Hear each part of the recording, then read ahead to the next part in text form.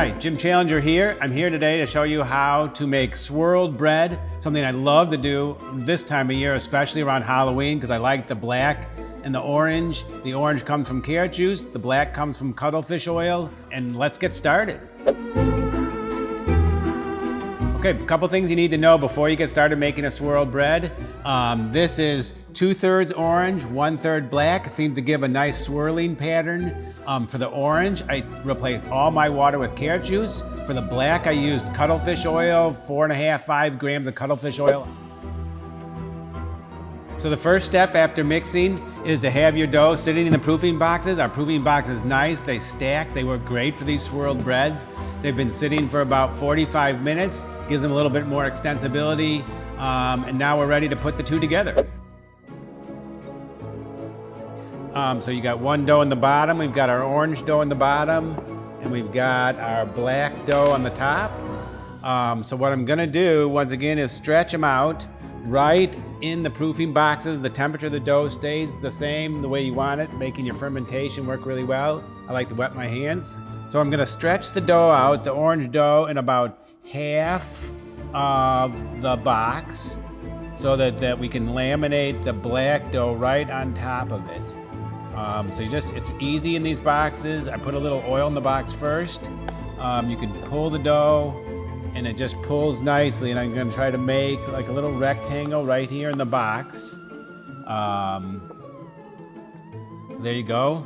And then what we're gonna do is we'll put the black dough over the top with a little bit hanging off so you get a nice swirl. I'll turn that over, wet my hands again, and I'll pick up the black dough.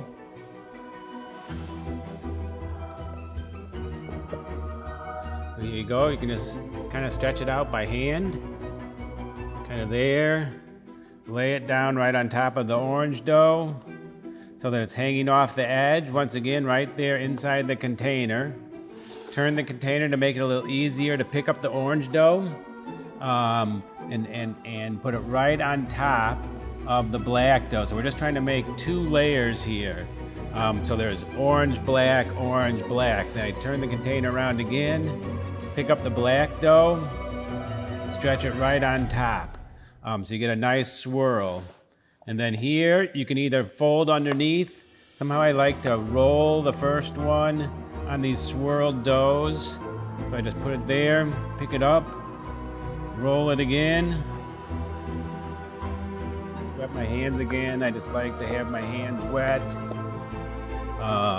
Pick it up, put this one underneath, roll it right on top. And there you have it. And then I'll just go through my coil fold just like I always do. It's just gonna sit here in the box, put the top back on. In about 45 minutes from now, I'll do my regular old coil fold. And by doing those 2 layers, so you have orange, black, you end up with a beautiful swirled dough over here. I've got about 1/3 of my dough black. I played around with different percentages. If you're not using orange, in the white, it seemed like more like 20% was better. But in the orange, you get a nice swirl with 30% or 33% of the dough being black. So enjoy, have fun, and go make a swirled bread.